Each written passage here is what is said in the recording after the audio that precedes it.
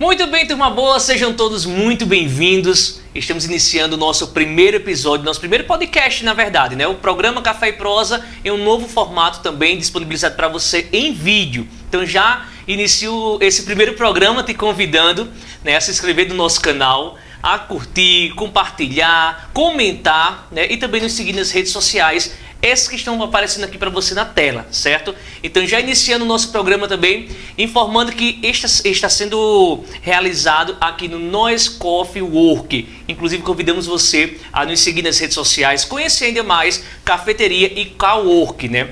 Para você que está iniciando a sua carreira e você deseja ter um bom atendimento, muitas vezes não tem um investimento de uma sala apropriada para receber o seu para atendimento ao cliente ou paciente, da forma que você achar melhor. Inclusive, essa linda sala que você está assistindo agora, nos acompanhando, que é a sala de reunião, e também trabalhamos por agendamento, né? Você pode tanto alugar a hora, o dia, o mês, da forma que você achar melhor, tá bom? Então convidamos você a conhecer também o Nós Coffee Work. Também não poderíamos deixar de agradecer nossos parceiros que inicialmente já têm acreditado, têm apostado, inclusive você também pode ser o parceiro nosso aqui do nosso Café e Prosa, certo? Então agradecendo aí aos nossos amigos JG Imports, Barbearia Vila Branca, Nós Coffee Work e também Take 1, nossa produtora que tem preparado todo esse material com exclusividade, com muita excelência em qualidade de áudio e vídeo. E hoje, para iniciar nosso programa, uma convidada mais que especial, alguém que eu tenho um carinho imenso, hoje faz parte da minha vida e tenho certeza que também fará parte da vida de muitos de vocês após conhecer essa pernambucana arretada, essa pernambucana da gente e que tanto tem ajudado, né? Não só a mim, mas a tantos amigos, tantos pacientes.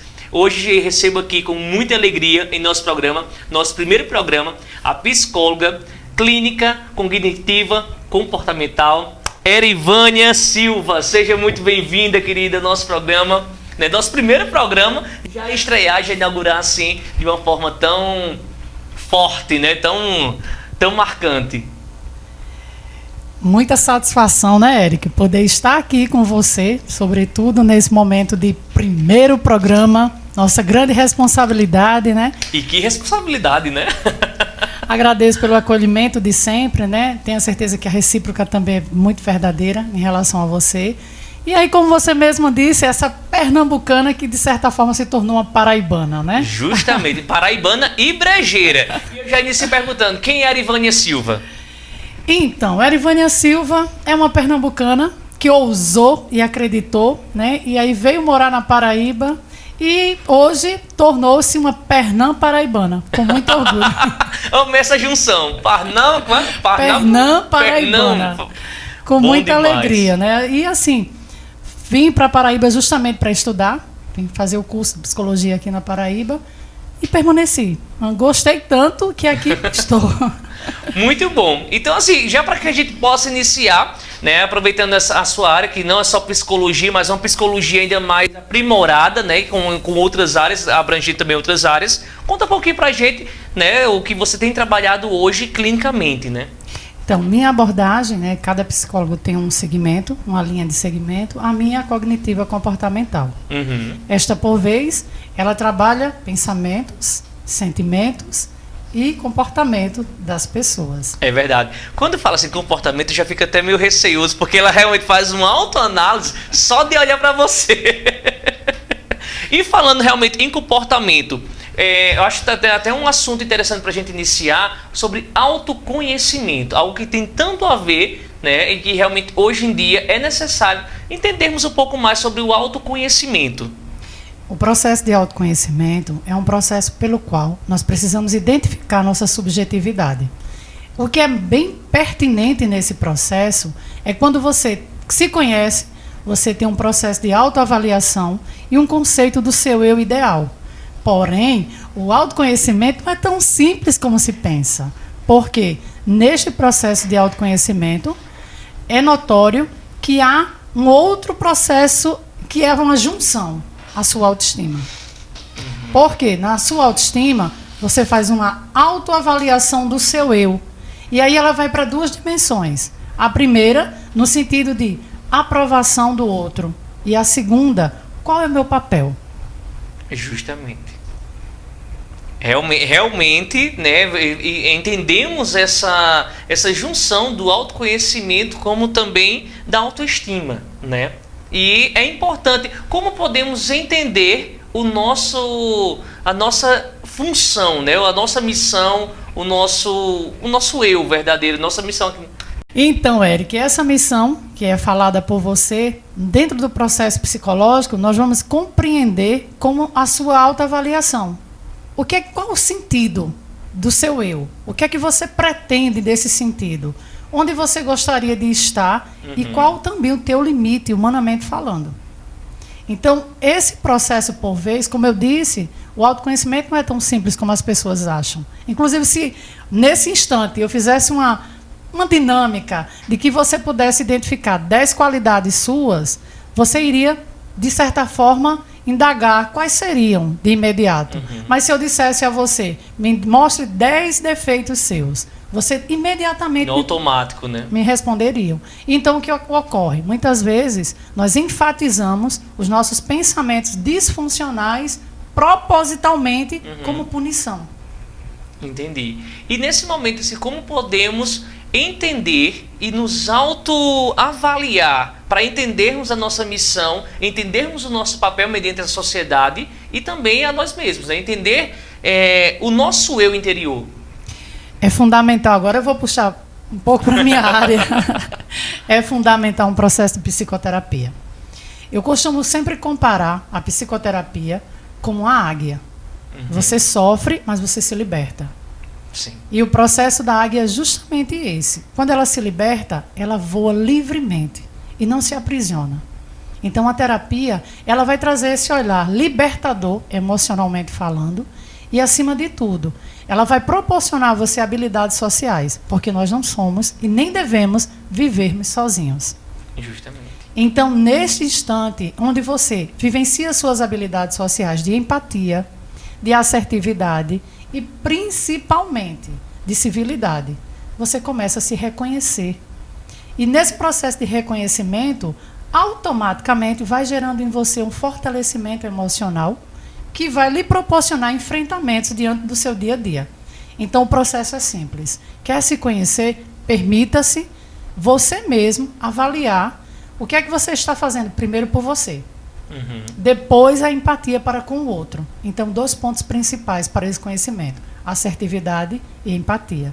A assertividade ela não é tão simples como se pensa, porque dizer não às pessoas lhe machuca, mas de certa forma você está proporcionando ao outro a possibilidade de um crescimento interior e sair de um processo de dependência emocional com você. Isso é um ponto muito importante, inclusive até o que você falou. É necessário, sim, eu sempre abordo também esse tema no Café e Prosa, no programa no rádio, né, a importância de estarmos bem com si, né, para poder pensar no outro, para poder dar ao outro. Eu sempre faço essa comparação. Não tem, nós damos aquilo que nós temos, né? Nós não podemos doar o que nós não temos. Então, por isso é necessário nos conhecer, nos amar para poder amar, nos cuidar para poder cuidar, e essa é a importância dessa troca e de sabedoria, né? Exatamente, porque nós não cuidamos daquilo que não conhecemos. Então, se eu não tenho um processo de amor próprio para comigo, como é que eu consigo amar o outro? Justo. Então, eu preciso diariamente resgatar esse amor próprio. O autocuidado. O autocuidado vai gerar e vai fortalecer diariamente esse amor próprio. E esse autocuidado, ele vai em dimensões, tanto nos aspectos fisiológicos, espirituais, emocionais, familiares. E aí você precisa começar a estabelecer metas.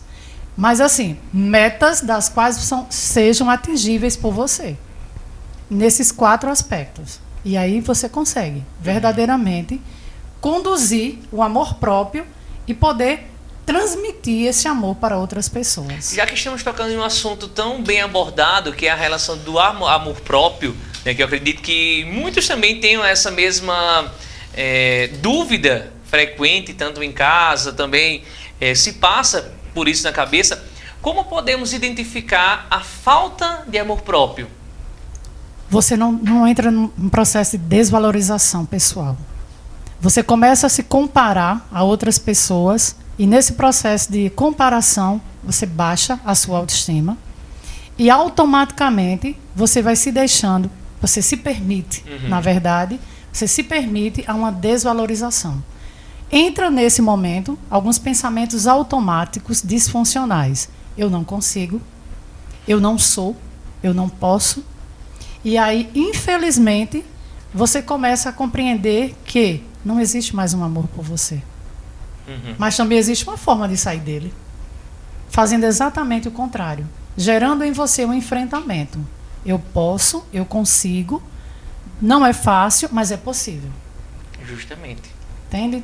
Eu sempre tenho realmente esses pensamentos também comigo de, muitas vezes, da comparação com o outro, né? Que hoje, mediante a tudo que vivemos, principalmente no mundo digital, né? Um mundo superficial, de entrarmos e analisarmos algumas vidas perfeitas, né? Que sabemos que no dia a dia não é tão perfeito assim, né? Devido também aos filtros e tudo mais. E lógico que na internet a gente só mostra aquilo que a gente quer. E muitas vezes isso pode-se dizer que se destrava, né, ou trava algo em nossa vida de querer nos comparar com o outro. E muitas vezes nós deixamos de realizar algumas coisas, alguns sonhos, alguns objetivos por comparação. Realmente, fulano fez aquilo, mas será que eu posso fazer? Será que eu sou capaz de fazer? Não é verdade?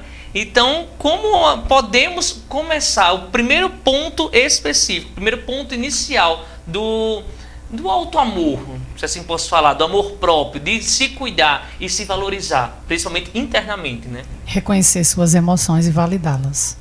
Não dá para fugir delas. Então, se no momento presente você se sente triste, vivencie essa tristeza. É necessário vivenciar. É fundamental. Porque aí há uma elaboração e um reconhecimento de suas emoções. Estas, por vezes, porque nós precisamos desconstruir o que as pessoas trazem para nós. No sentido de, nem toda emoção negativa ela é propriamente negativa. Então, a gente precisa ter esse enfrentamento de que algo ruim que aconteça hoje, propositalmente, é o melhor que você terá amanhã. Porém, a diferença é, o que você vivencia hoje não há uma maturidade emocional. Por isso que é fundamental que você reconheça e valide aquele momento para, posteriormente, você possa saborear o que você vivenciou e poder apresentar, muitas vezes, com muita gratidão, tudo que você passou. Na verdade, em outras palavras, é necessário viver, né? Vivenciar. Independente do sentimento, eu acredito, e hoje prezo por isso, de vivenciar, independente da experiência, boa, ruim, subindo ou descendo a vida. Eu sempre comparo muito essas subidas e descidas e a importância de cada um, principalmente por trazer essa experiência de crescimento, de maturidade, né, de amadurecimento da vida. Tem um teórico que trouxe para a psicologia a espiritualidade, né, e até então é a logoterapia. É uma das abordagens hoje mais vivenciada nos aspectos espirituais. Viktor Frankl, em um de seus escritos, ele deixa bem claro, você não pode se preocupar com o problema. A sua preocupação tem que ser em busca do resultado do problema. Justamente. Então não dá para a gente se vitimizar nesse aspecto de que eu não consigo, eu não posso, e lamentar por isso. Mas começar a compreender o que é que eu posso fazer para sair dessa zona de conforto que foi criada por mim mesmo. Porque o medo, ele bloqueia. Mas nós também precisamos entender que o medo é um processo de autopreservação pelo qual nós, quanto seres humanos, precisamos identificar como é que eu posso enfrentá-lo. Porque a tua personalidade é que vai trazer para você a dimensão de um enfrentamento. Se eu lhe conduzir, quanto psicólogo, e disser, Eric, faz desse jeito, a tua subjetividade é diferente da minha. Então, esses bloqueios emocionais partem exatamente do princípio de, mais uma vez, não se compare. Vivencie sua intensidade. Vivencie o momento presente. Nós não podemos... É algo bem rotineiro, né? A gente costuma ouvir muito das pessoas. Eu comprei um objeto e eu vou usá-lo em determinada data. Por que não usar naquele momento que você comprou? Você fala sempre isso. Para que guardar para depois? Para que deixar para depois, né? Será que depois vai chegar? Será que o momento oportuno não é o agora? Tem até um meme na internet que nós encontramos, né? o maior erro da vida é quando deixamos a louça para as visitas. A melhor louça que temos, deixamos para a visita. E por que não usar com a tua família? Por que não usar no teu momento, né, tão especial, o almoço, a janta? É interessante, sabe, Eric? Porque esse processo pandêmico que nós estamos ainda vivenciando, né? Ele deveria ter justamente proporcionado esse diferencial na vida das pessoas. Quantos de nós perdemos entes queridos, amigos, né, familiares, e mesmo assim, ainda por vez, nos pontuamos a guardar, ao invés de viver o momento presente. Né? Tem uma frase, uma música de uma dupla sertaneja, mas ela é muito verdadeira, porque ela diz o seguinte: quero flores em vida. Verdade. Inclusive, acabei de tocar agora no programa antes de vir para cá. É verdade. Sempre que relatamos, que conversamos sobre o aqui e o agora, né? Eu sempre sou muito... Eu sou conhecido pelo imediatismo, porque eu sempre comparo a questão de... Será que sua mãe vai chegar?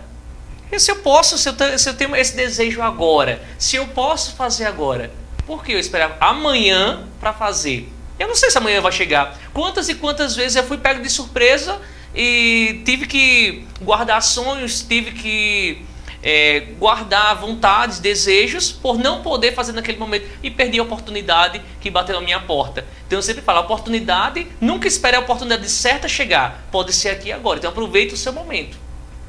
E quando se perde essa oportunidade, entra um processo de culpa. E mais uma vez a gente remete àquela desvalorização e à baixa autoestima. Porque o processo de culpa vai gerar justamente um conflito interior. E nesse conflito interior, você não consegue, infelizmente, internalizá-lo, né? Para resolver você e um amigo, você e a pessoa que lhe proporcionou, você e um profissional. Você externa de forma irritabilidade, desconfiança para com o outro, a sua autoestima vai lá para baixo e, mais uma vez, a gente volta àquele ponto inicial. Onde é que está o teu autoconhecimento? É mais um momento em que você precisa fazer uma autoavaliação para que isso não ocorra. Como seres humanos, nós precisamos entender que somos seres humanos, não somos robôs. E nessa dimensão de correria diária, por exemplo, nós não nos deparamos com a situação de vivenciar o hoje, não de uma forma somente imediata. E eu consigo compreender o seu imediatismo como força de eu vim para viver e somar. Né? Para viver o melhor da terra, né? Aproveitar a oportunidade que me é dada, realizar meus sonhos. Eu sempre acredito nisso, que se eu tenho um sonho, eu sou capaz de realizar. Sim. Deus não dá, é aquele ditado, Deus não dá asa à cobra. Né? Então, é até uma comparação meio estranha, mas eu acredito que se nós temos o sonho, se Deus nos permite sonhar, acreditar nisso, nós podemos realizar, nós podemos correr atrás. Com certeza. Onde há vontades, há caminhos. Exatamente, tomadas de decisão.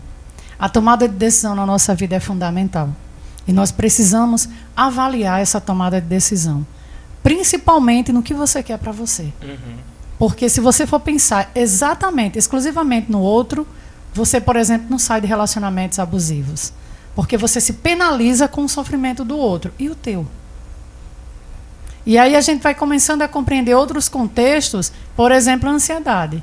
Esse sofrimento por antecipação, por algo que ainda nem ocorreu, que você já está imediatamente tentando vivenciá-lo. É o mal do século hoje, né? Infelizmente, Eric, né? Depois, assim, anteriormente ao processo de pandemia, nós tínhamos um índice relevante de ansiedade. Devido à correria das pessoas, elas não param para olhar para elas mesmas. Mas no processo de pandemia mesmo, nós conseguimos identificar hoje no consultório cerca de 90% das pessoas ansiosas. Era isso que eu ia falar. Hoje, clinicamente, é provável que é possível que mesmo com essa pandemia que veio tanto para nos ensinar, hoje o índice aumente ainda mais? Muito tem aumentado, mais. Né? E aumente? Muito mais. Porque a gente vai começar a identificar o seguinte: a ansiedade, ela desencadeia outras situações. E uma delas, por vez, é o pânico. E a ansiedade social também. Então, o que é que a pandemia fez em algumas pessoas, né? Isso não de forma geral, mas em algumas pessoas. Ela distanciou, ela gerou esse distanciamento, ela gerou um medo de perder e o medo também de morrer, né? Porque todo mundo tinha esse medo de morrer também. Então, essa comorbidade, que é o pânico e a ansiedade social, faz com que, gradativamente, as pessoas não consigam viver o momento presente. Mas, acima de tudo, está sempre em busca de algo, acelerando, querendo e esquecendo do essencial. Para, descansa um pouco, analisa. Não desista, descansa, né? Descansa, é fundamental o descanso. Né? E, assim, para, descansa. Qual é o teu objetivo? O que é que você realmente quer para você? Pensar no outro é uma empatia. E em você? Quantas vezes você para pensar em você mesmo? E quando você deixa de pensar em si total para pensar só nos outros, né? E aí entra um outro processo, né? Porque quando a gente para pensar somente no outro, acaba que nos tornamos pessoas extremamente não assertivas. E a pessoa não assertiva é uma das pessoas que muito sofre. Porque dizer sim sempre ao outro, quando você quer dizer não, dói.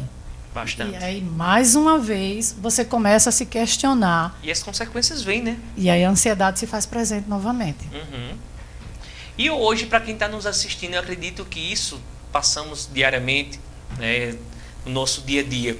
Quais os pontos principais que nós podemos nos autoavaliar e entender que realmente tem algo estranho acontecendo, né? Muitas vezes na correria do dia a dia a gente não presta tanta atenção e acha que muitas vezes é frescura, algum sintoma, um taque cardíaco, uma suadeira, não, é ansiedade. Né? Uma ansiedade que muitas vezes entra naquele tabu de não levar tão a sério o que é a ansiedade. Né, que sabemos que a ansiedade no grau mais avançado, o que ela pode nos proporcionar. Mas como realmente quem está nos assistindo pode se autoavaliar e perceber, ei, tem alguma coisa de estranha acontecendo. Está na hora de procurar uma ajuda com um profissional. Então, a ansiedade, ela vem com dois aspectos, funcional e o disfuncional. Quando ela é funcional, quando naturalmente todo ser humano ele é ansioso, porque nós criamos metas e queremos alcançá-la. Ótimo, até aí, muito positivo. Quando ela passa a ser disfuncional, quando ela começa a apresentar no seu corpo esses sintomas que você cita. E aí a gente vai entender que dores de cabeça, a gente vai entender que falta de ar, às vezes problemas gastrointestinais, muitas vezes um vazio, muitas vezes um tremor no corpo. E aí, o que é que a gente consegue perceber? Não façam, né? Eu digo sempre que não vá para o Dr. Google, mas que procurem uma ajuda profissional, para que seja feito o quê? Diante do processo, falo da minha área, diante do processo de psicoterapia, nós realizamos testes para identificarmos qual o nível dessa ansiedade. Então, ela vai da leve, moderada, a grave. E aí, no aspecto da leve e da moderada, dentro da terapia, nós conseguimos ressignificar e elaborar, junto com o paciente. Mas, no processo de grave, nós precisamos ter uma equipe multidisciplinar, psicólogo e psiquiatra. É preciso ter uma intervenção medicamentosa com ansiolítico para que a pessoa possa verdadeiramente conseguir. Eu não gosto da palavra controle, Eric. Eu costumo dizer que controle, tudo aquilo que a gente controla demais, em um dado momento a gente cansa e libera. Verdade. E aí eu sempre digo, aceite sua ansiedade, o processo de aceitação da ansiedade vai trazer em você uma dimensão de que eu consigo, eu posso, eu vou melhorar diariamente. E a ansiedade vai me ajudar nisso. Porque não é controlar, é aceitar. Eu aceito o meu jeito nesse momento e aí você vai se acalmando gradativamente. Seu cérebro ele vai compreendendo que você está calmo e você vai aderindo a esse olhar de é só para conquistar, não é para retirar. Então ela vai passar a ser funcional nesse sentido. Uma coisa que eu tenho percebido bastante hoje em dia, até na vivência no ciclo mais próximo, familiar, de amizades e tudo mais, é a procrastinação.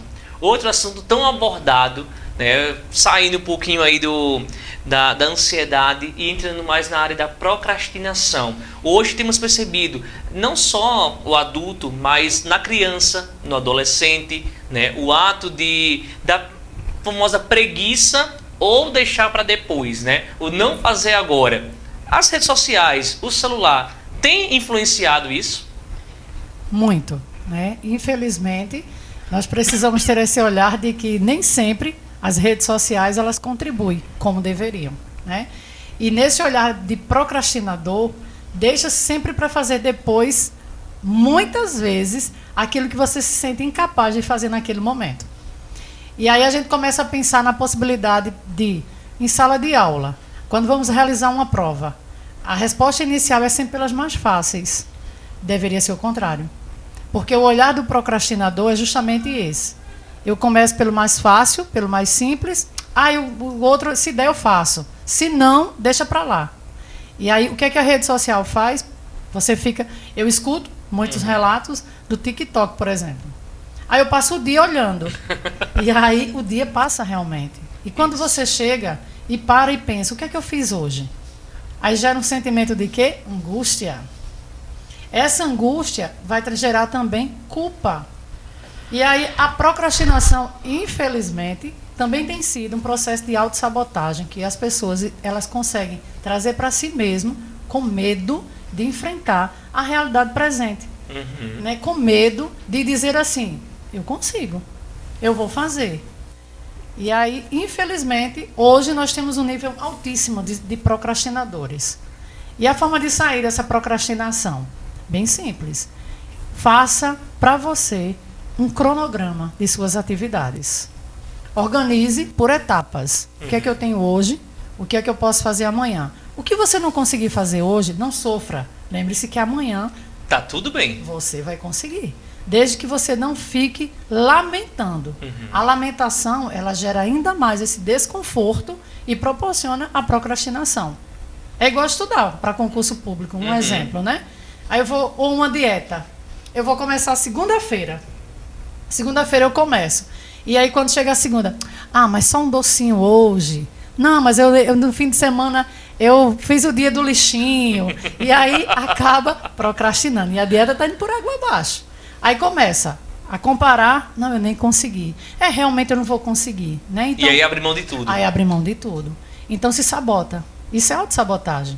Esse cronograma que você falou, ele pode ajudar na qualidade de vida? Totalmente. Na mudança de hábitos e tudo mais. Eu tiro isso como exemplo próprio, né? Quando eu iniciei no rádio, eu tinha muito essa questão da procrastinação, principalmente em atividade física e em dieta. Né? Eu costumo falar que eu sou formiga e, por questão de saúde, realmente precisei, né, nas pressas, iniciar uma atividade física. E aí, minha rotina estava bem desorganizada, né, com a estreia do programa no rádio, eu decidi criar um cronograma, uma rotina para aquilo dali e priorizei e encaixei na atividade física. Né? Então hoje eu acordo todos os dias às 4 da manhã, 5 horas da manhã já estou a caminho da emissora, faço o programa até as 7 horas, da emissora direto para a academia. Não tenho desculpa, a academia é próximo da emissora, vou para a academia, depois vou para casa, estou livre. Dessa forma, eu tenho conseguido ir todos os dias. Né? Não, muitas vezes não estou dando tanto foco na dieta, mas a academia que eu realmente consegui encaixar na minha rotina e priorizar dessa forma. Eu então acredito muito que é a questão da organização, de você criar um cronograma para o seu dia a dia, uma rotina para o seu dia a dia, né? Lógico que de uma forma leve, de uma forma tranquila, e isso melhora com certeza a qualidade de vida, né? Totalmente, Eric, totalmente. Por quê? É um reforço positivo. Você mesmo acabou de expressar um reforço positivo. A academia fica próximo à emissora. Né? Então, você vai percebendo que há como organizar o seu dia diante do que tudo que você vivencia. Entende? Então, vai trazer um olhar mais leve das suas atividades diárias, assim como vai trazer uma responsabilidade afetiva com você. Então, o cronograma, nesse momento, é essencial. Em todos os aspectos, seja pessoal quanto laboral. Porque você precisa. Mas, claro, lembrando sempre, se não deu hoje, não se culpe. amanhã você consegue. E assim sucessivamente. Mas também não espere o amanhã para fazer, né? Aí, se você puder fazer hoje, faça hoje. Esse é o... Pronto, o que é que eu sempre falo? Faça um cronograma que fique exposto em um determinado local de sua casa, onde você possa diariamente ir lá e, acabei de sair da academia. Vai lá e marca. Ok, academia. Coloca aí, usa sempre 2 tonalidades de caneta. Verde, quando você conquistar. E o rosa ou vermelho em estado de alerta. Esse falta. Por quê? Porque as cores também vão te motivar a dar continuidade ao que você elaborou para você.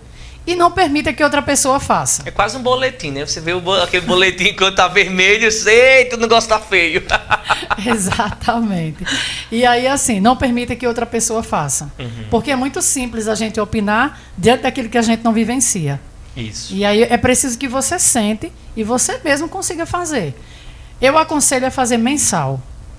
Por quê? Mensal, você vai ter sempre a possibilidade de fazer no dia sim ou no outro não. Se você fizer durante a semana, você vai se auto-sabotar. E aí, para isso não acontecer, faça todo mês. Deixe lá bem organizado. Vai, claro, evidentemente que irão ocorrer no dia a dia situações das quais você não vai conseguir, devido a fatores externos, devido a outras pessoas. E aí comece a entender aquilo que você não pode, porque foi limitado diante do externo ou de outros, aceite. Aceite e aí entenda, tenho todo o mês para realizar, juntamente com essa pessoa ou com essa situação que ocorreu. Agora, uma curiosidade, mudando também um pouquinho de assunto, né? Tenho observado bastante, principalmente no meu ciclo de amizades, né, situações no relacionamento, né? É até um assunto que realmente temos observado bastante, principalmente em alguns portais, algumas páginas da internet, que principalmente postam muito autoajuda de relacionamento. E é incrível como o tanto de pessoas que se identifica, né? Hoje em dia, como diferenciar um relacionamento? Sabemos que há muitas pessoas complicadas, né? Ou muitas vezes até nós mesmos somos a pessoa complicada, né? Então, assim, como diferenciar um relacionamento saudável, sadio e um relacionamento abusivo? Temos visto muitas pessoas sofrerem com isso, né? E acredito que você também deve receber diariamente pessoas na clínica, no consultório, né? Para também curar partes como essa. Muito, né? Muito. E aí, assim, o que é que a gente compreende como um relacionamento abusivo? É aquela pessoa da qual... E aí a gente precisa também desmistificar de que relacionamento abusivo só acontece do homem para a mulher. E somente no relacionamento afetivo. Primeiro a gente precisa compreender que entre pais existe, entre amigos existe. Relacionamento no geral. Né? Não necessariamente afetivos, né? Não. E assim, não somente o homem que pratica, a mulher também é abusiva. Sim. Entende? E aí, quando isso ocorre? Quando a pessoa ela começa a controlar a tua vida. Um exemplo simples. Digamos que você está num ciclo de amizade e aí, por vez, um dos seus amigos, ele é um abusador. Mas ele não quer que você partilhe a amizade, o carinho que ele tem com você. Ele vai começar a te sabotar. De que forma? Ele não vai chegar diretamente e dizer, Eric, se separa de fulano ou sai desse ciclo de amizade. Ele vai te conduzir. Ao invés de você sair com os meninos hoje, vamos fazer tal coisa? Só a gente. Só nós dois, né? E aí você vai se induzindo, vai se permitindo e vai indo construindo dessa forma, né? Quando você menos perceber, depois desse convite, começa o processo de vitimização. Ah, mas se você for com fulano, eu vou ficar sozinho. Aí você começa a se penalizar com a situação. Aí fica naquele ciclo, né? De perceber que não era o que você queria, mas está ali. Outra situação é observar o seu comportamento e não deixar que você seja visto pelas pessoas. É exatamente o seguinte, está 3 ou 4 pessoas conversando, chega uma terceira pessoa e começa a lhe perguntar, Eric, você trabalha com o quê? A pessoa que está do seu lado, que é um abusador, ele vai interromper e vai se apresentar antes. E quando lhe apresentar, vai sempre lhe apresentar apenas como Eric. Não como amigo, não como namorado, nunca nessa dimensão. Por quê? Ele precisa ser visto, ele precisa ter atenção. E essa atenção não pode ser partilhada. Ela precisa ser unilateral, somente dele. Então, se alguém chamar a atenção com você, ele vai perder você. Muitas vezes também acontece daquele de um amigo ou uma amiga, foi para lugar, não me chamou, fez isso, não me chamou.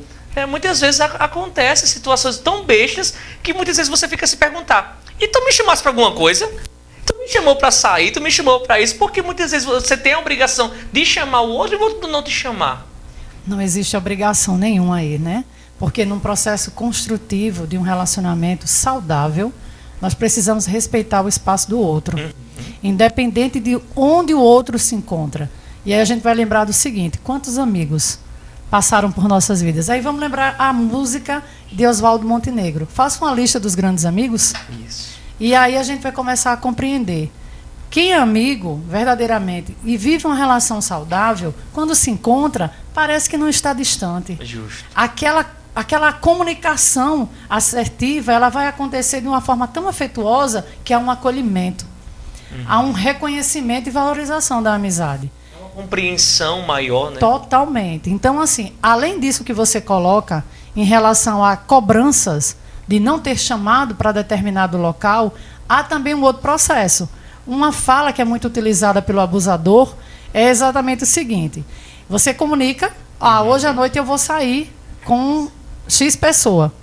E aí ele começa a questionar: tudo bem, vá, já que eu não posso ir, vá com fulano. E aí a gente entende também que é uma forma de lhe cobrar, só que indiretamente. E assim, muitas vezes, quem está no aspecto de uma relação abusiva, ela não compreende. Acredita que a pessoa ama excessivamente, que é um cuidado. Como é que a gente consegue identificar isso? Todo excesso tem uma falta, já dizia Lacan. E nesse excesso, observe as vezes em que a pessoa negligencia você, observe as vezes em que a pessoa não te apresenta a outras pessoas, observe a forma com que a pessoa te trata quando está você e a pessoa, e quando está você e outras pessoas. Observe também a expressão da pessoa para com você. Porque muitas vezes, na maioria delas, o abusador nunca externa o sentimento pela pessoa. A pessoa pode ser linda, ela sempre vai dizer que não. Você precisa cuidar disso aqui, você precisa ver isso aqui. Então tem sempre essa cobrança. Nunca há uma perfeição, embora não somos, né? Nenhum ser humano é 100% perfeito. Mas nem assim. Ele vai estar sempre barganhando a sua condição, humanamente falando. Então, esses pontos são os pontos principais que nós conseguimos identificar. E um relacionamento saudável, como eu disse, ele é libertador. Ele não aprisiona, você não tem um processo de hipervigilância, você consegue ser leve, ser você e ser aceito do jeito que você é. Então, que fique claro que nós estamos conversando aqui sobre relacionamentos, não só afetivos, mas no sentido de amizades, familiar, que também é um ponto muito importante, o familiar. Né? Até conversávamos agora há pouco sobre isso. Né? Qual que é a diferença, o que mais você tem encontrado hoje em dia dos próprios pacientes, né? E tem visto também na população afetiva, né? De pai, mãe, marido e mulher. O que mais tem encontrado? Projeções. Projeções é que geram justamente esses conflitos familiares. Né? Não somente um abuso, mas um conflito. Muitas vezes, muitas não, na maioria delas, os pais projetam o que eles gostariam de ter sido, projetam nos filhos. E aí esquecem de um detalhe: existe temperamento, existe personalidade e um momento totalmente diferente do seu. É onde muitas vezes vem o pai ou a mãe questionar: meu filho é muito explosivo, meu filho é muito estressado, meu filho é muito isso, aquilo, outro, justamente por projetar, querer algo para a vida dele que mais condiz à situação, à realidade dos pais e não do filho, né? Exatamente. E aí o que é que acontece? Um sentimento de frustração. O pai sente-se frustrado e automaticamente ele começa a emitir cobranças para com o filho. Este, por vez, entra num processo de desconfiar daquilo que ele é e, desconfiando de quem ele seja, ele começa a comparar e a querer ser perfeito. Aí entra aquela situação, eu vou falar da criança até chegar ao adulto, né? A criança no ambiente escolar tem que tirar 10, porque ela precisa provar para o pai ou para a mãe que ela é capaz de ser melhor quanto ela está. o adolescente, ele começa a entrar naquele processo de que eu preciso ter muitos amigos para que a minha família reconheça que eu sou amado. E o adulto entra na limitação de cobrar a companhia do outro. Então, esses momentos de que geram esses conflitos familiares se faz justamente pelo processo de projeção. Então, parem de querer que o outro seja aquilo que você não conseguiu, mas você ainda pode conseguir. Nós não precisamos. E precisamos, sim, retirar essas datas limitantes que são apresentadas pela sociedade. Eu preciso concluir a minha graduação aos 21 anos. Não, você precisa concluir a graduação o tempo que você achar que deve. Eu Seja até livre. achei algo bem interessante essa semana. Meus investimentos têm sido a maior parte em livros, né? E o Padre Fábio lançou um livro agora recentemente, inclusive comprei e comecei a ler. E uma se não me falha a memória, é Dona Lio, a nome da senhora. Ele relata essa história muito interessante, que ele estava em uma peregrinação na Europa, e ao se deparar, sentou ao lado dessa senhora e perguntou a ela o que ela tinha para contar. E ele achou muito interessante o fato dela sempre viveu para a família, né? Esposa, mãe, sempre se dedicou à casa, e ela tinha um desejo, cursar odontologia. E aos 55 anos de idade ela cursou odontologia. E aí, após se dedicar aos sonhos, ela começou a trabalhar com um professor dela que convidou a trabalhar com ele. Isso, nessa viagem ela já estava com 80 e uns quebradinhos, acho que, se não me engano, 82 anos. E ela disse que naquele momento, após realizar o sonho, ela tinha mais um sonho. Se arrependeu de não ter feito isso anteriormente, que era de cursar filosofia, né, devido à prática e às mensagens do Padre Fábio. E eu achei muito interessante, porque não há idade, né? Você tudo pode fazer. Se está no seu momento, você tem aquela oportunidade. Muitas vezes procrastinamos, adiamos nossos sonhos, deixamos para depois e o tempo vai passando. Mas aproveita a oportunidade que te é dada, né? Com certeza, né? E assim, não se limite, permita-se. Permita-se viver o momento presente. Viva! Permita-se viver intensamente, né? Tem uma escritora católica, Chiara Lubick, que ela sempre dizia assim, viver intensamente o hoje. E esse viver intensamente o hoje vai resgatar o teu eu ideal. Então, o que é que eu quero para mim hoje? É fazer um curso de filosofia? Vai lá e faz. O que te impede? Nada. Hoje em dia, ainda tem alguns amigos que me chamam de louco. Ah, tu é louco em fazer isso. Sou louco mesmo. Pô, eu não sei quanto tempo eu tenho. Não sei se quando eu sair daqui, não sei nem se vou sair daqui. Né? Então, o que me garante? Então, hoje, todos os meus sonhos, realmente, hoje tenho encontrado a minha missão de vida e tenho entendido que realmente eu vim aqui para, às vezes, falar um bom dia e entender o quanto o meu bom dia, ele impacta na vida dos outros. Hoje, quantas mensagens não recebo lá no rádio mesmo, durante o rádio, algumas ligações de uma senhora, um senhor chorando, agradecendo um bom dia especial, uma excelente e abençoada quarta-feira. Que Deus te abençoe. Então, hoje eu consigo entender que não é apenas se mostrar, como muitos acham, aparecer, mas é utilizar os canais que me são abertos, tanto rádio, agora aqui no YouTube, né, ou nas redes sociais, mas para falar, fazer o bem e dar aquilo que eu tenho recebido, né? Hoje busco me encher, hoje busco me preencher, me alimentar de coisas sadias, coisas que me motivam ainda mais a realizar meus sonhos, e principalmente de viver. Viver e dar aquilo ao outro o que eu tenho de melhor. Encontrou o sentido para a vida. Hoje posso dizer que sim, que encontrei. Proporcionar vida a outras pessoas. Esse é o verdadeiro sentido da vida. Porque você não está limitado, pelo contrário. Nem projetando, você está vivendo. Justamente. E esse viver traz justamente essa dimensão. Eis o meu sentido. O sentido de trazer o que eu consegui de melhor para mim, mostrar ao outro. Você também pode. Você também é capaz. Né? Não como exemplo, porque o exemplo vai trazer um processo de responsabilidade, né? Isso. Mas como identificação. E aí a gente consegue compreender o seguinte, Eric. Quando nós nos identificamos com algo positivo em nossas vidas, nós teremos sempre um referencial com orientação para nos guiarmos.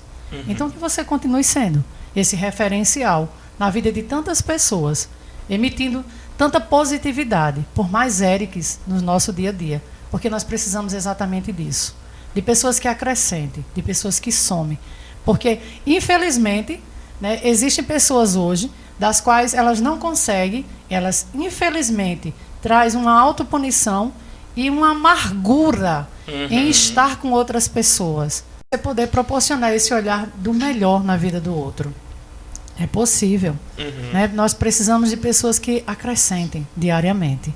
E, muitas vezes, não somente essa energia positiva, mas um bom dia, um como você está, em que posso ajudá-lo, faz uma grande diferença na vida de outras pessoas. Ouvir mais, né? Exatamente. E eu fico bem assim, Rubem Alves, ele diz assim, que o melhor nas nossas vidas é proporcionar escuta ao outro. Né? E quanto psicóloga, eu vivencio isso diariamente. E vou trazer Viktor Frankl de novo. Né? Frankl diz que encontrei o significado da minha vida proporcionando vida a outras pessoas. Que possamos ter esse olhar, né, Eric? De sempre proporcionar o melhor para com o outro. Claro, quanto ser humano, nós sempre esperamos um resultado. Infelizmente ou felizmente, depende da circunstância que você está vivenciando, mas quantas vezes nós sempre realizamos algo esperando a troca? Sempre esperando o galardão, né? Sempre aguardando, vou fazer isso, mas vou receber isso em troca. Então faça na gratuidade. Faça sem esperar uma troca. Faça realmente se colocando no lugar da outra pessoa. E se fosse comigo?